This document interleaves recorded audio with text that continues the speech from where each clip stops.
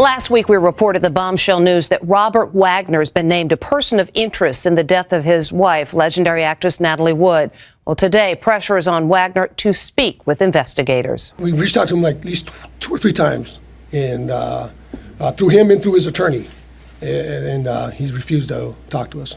At a press conference in L.A., Sheriff's Department investigators explained why Wagner was now under the microscope. When Davern suggests, hey, we should turn on the light to look for her, he says, no. Instead of saying, yeah, let's look for her, no, don't turn the light on. Well, he says, we should call somebody. No, let's wait. And he's on a boat himself. He can unhook his own boat and go look for her. He doesn't even do that. Natalie Wood's death was ruled an accident, but many believe that was a lie. Witnesses heard her screaming for help as she drowned. Bruises on her body suggested a violent struggle right before she went overboard. And the lead detective in her now reopened case says her husband, Robert Wagner, is the key person of interest. For 40 years, Hollywood's darkest secret has been protected by a wall of silence. Now, that wall is finally crumbling. The official story begins and ends with 4 people on a luxury yacht, the Splendour. There was Natalie, at the peak of her revitalized career. There was her husband, the charming TV star Robert Wagner. There was her guest, the intense and eccentric actor Christopher Walken. And then there was the captain, Dennis Davern, the one man who saw it all and would later change his story, blowing the case wide open. In the decades since her death, this case has been transformed. In 2012, the Los Angeles Coroner's Office officially amended her death certificate, changing the cause from an accidental drowning to drowning and other undetermined factors. Then, in 2018, Los Angeles County Sheriff's Department Lieutenant John Carina said Wagner was a person of interest, confirming the suspicions of millions. This was no longer a cold case. It was an active hunt for the truth. This shift raises the central questions that have haunted Hollywood for generations. Was Natalie's death a tragic, drunken accident on a stormy night, as her husband has always claimed?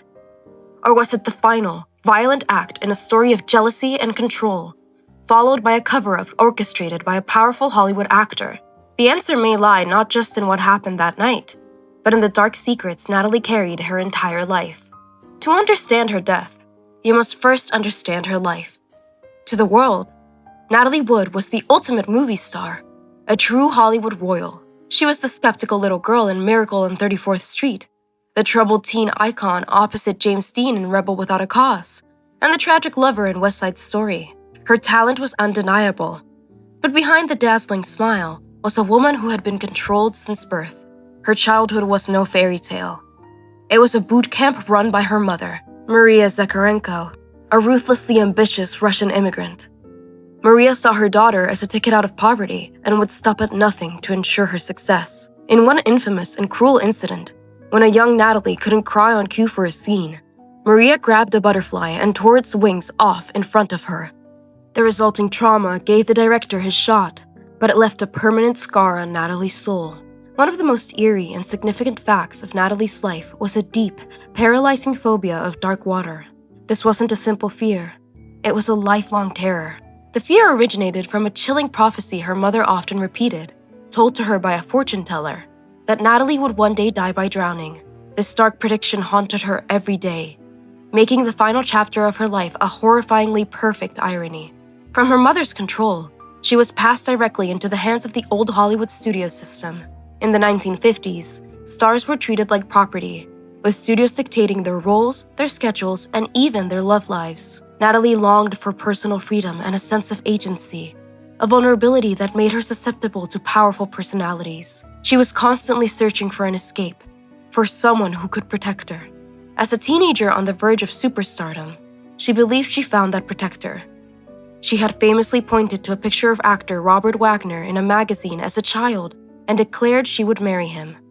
To the public, it was the beginning of a storybook romance. But for Natalie, it might have been the beginning of a far more dangerous chapter, trading one form of control for another. Their first marriage was a masterclass in Hollywood public relations. Robert Wagner and Natalie Wood were the golden couple, their every move documented for adoring fans. They were young, beautiful, and madly in love, or so the magazines claimed. Their glamorous wedding and seemingly perfect life became the blueprint for a Hollywood fairy tale, a fantasy the public desperately wanted to believe. But behind the closed doors of their Beverly Hills mansion, the fantasy was cracking. As Natalie's career exploded, earning her Oscar nominations and international fame, Wagner's star power began to fade. Friends and insiders reported that Wagner was consumed by professional jealousy. He was allegedly possessive and prone to fits of temper, unable to handle being eclipsed by his wife's success. The tale ended with a shocking and abrupt divorce that stunned the public. The official reasons were vague, but whispers in Hollywood pointed to a deep and unforgivable betrayal by Wagner. The exact nature of this incident was deemed too scandalous to print in the early 1960s, an alleged same-sex affair, but it was enough to shatter their marriage. Natalie was devastated, leaving the public to wonder what could have possibly destroyed the perfect couple. In the years that followed, Natalie's life remained a whirlwind of high-profile but often turbulent romances, including a famously stormy relationship with Warren Beatty. She married again and had a daughter, Natasha, but that too ended in heartbreak. It seemed the stability and genuine safety she craved always remained just out of reach, leading her to make a decision that would shock everyone who knew her. Nearly a decade after their bitter divorce, Natalie and Robert Wagner reconnected and married. Friends were baffled. Why would she return to a man who had reportedly caused her so much pain? Some believed it was true love, a magnetic pull they couldn't escape. Others feared she was returning to a familiar, if flawed, dynamic of exhaustion and a desire to finally feel settled. Their second marriage was different, quieter, more private, but the old tensions reportedly simmered beneath the surface. Friends noted Wagner's desire for Natalie to become a full-time wife and mother, just as she was attempting a major career comeback. His alleged possessiveness resurfaced, particularly concerning the men she worked with. The simmering jealousy was about to reach its boiling point. That brings us to Thanksgiving weekend, 1981, aboard the Splendour. The guest on the yacht was Christopher Walken, Natalie's co-star in the film Brainstorm. Walken and Natalie had formed a close, intense bond during filming, sharing a professional chemistry that was obvious to everyone on set.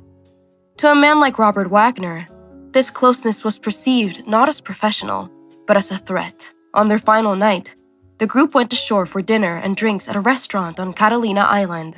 The drinking was heavy, and the mood grew tense. Dennis Davern, the ship's captain, later reported hearing a heated argument between Wagner and Walken. The subject was Natalie's career. Walken was encouraging her to do more, while Wagner grew visibly angry and agitated at the suggestion. Back on the yacht, the argument exploded. According to the captain, Dennis Davern, the fight became intensely personal and violent. Wagner, in a jealous rage, smashed a wine bottle on the table and confronted Walken directly. He screamed at him accusingly, "What are you trying to do, my wife?" The pleasant holiday weekend had officially descended into a dark and dangerous confrontation. After this violent outburst, Walken reportedly retreated to his cabin to avoid Wagner. Natalie went to her in Wagner's stateroom. Davern later told investigators that this was not the end of the fighting. He claims he soon heard a loud and furious argument between Natalie and Wagner on the yacht's rear deck. It was the last time anyone would ever hear her voice. Well, almost anyone. On another boat anchored nearby, a woman named Marilyn Wayne was trying to sleep when she was startled by terrifying sounds from the water. For nearly 15 minutes, she heard a woman desperately crying for help. The voice, she said, was unmistakable in its panic, screaming over and over, "Help me! Somebody help me! I'm drowning!" As Marilyn Wayne listened in horror, she then heard a man's voice, coming from the direction of the Splendour, respond calmly, almost dismissively, "Okay, honey, we'll get you." Immediately after that, the woman's screams stopped. The next morning, when Wayne learned Natalie Wood was dead, she tried to report what she'd heard to the authorities, but her crucial testimony was ignored for decades. The most damning part of the timeline was what happened next. According to Captain Davern, Wagner came to him in a state of agitation but instructed him to not call for help. For hours, Wagner allegedly delayed any rescue attempt, refusing to radio the shore, turn on the boat's powerful searchlights, or notify the Coast Guard. In the freezing Pacific water, this delay was a death sentence. The next morning, Natalie's body was found floating a mile away from the yacht. She was wearing a flannel nightgown, wool socks, and a red down jacket. The yacht's dinghy, named the Valiant, was found beached on the rocks nearby. The scene was set for a simple story of an accident, a narrative that would quickly be fed to the press and the public. The official explanation was that Natalie was bothered by the sound of the dinghy banging against the yacht and had gone to secure it. They claimed she must have slipped on the swim step, hit her head, and fallen into the water, unconscious. But this story never made sense. A woman with a lifelong terror of water would never attempt such a task alone, at night, in turbulent waters, after heavy drinking. The initial autopsy report raised even more red flags. While it noted her blood alcohol level was 0.14, it also documented that her body was covered in over 24 fresh bruises on her arms, legs, and wrists, as well as an abrasion on her left cheek. The new coroner, reviewing the case decades later, believes these injuries were sustained before she ever went into the water, consistent with a violent assault. Despite all this conflicting evidence, the eyewitness screams, the suspicious bruises, the delayed rescue call, the original investigation was shockingly brief. It was officially closed in just 2 weeks and ruled an accident. The immense power of Wagner's legal and public relations team seemingly went into overdrive, shutting down questions and cementing the narrative of a grieving, tragic widower. Years later, the wall of silence finally cracked. Captain Dennis Davern, tormented by guilt, came forward and admitted he had lied to police in his initial statement. In a book and in sworn affidavits, he now claims that he believes Robert Wagner was directly responsible for Natalie's death. It was this bombshell confession that forced the Los Angeles Sheriff's Department to reopen the case in 2011. With the case reopened, investigators once again turned their attention to Robert Wagner. They have publicly stated that his story has changed over the years and simply doesn't add up.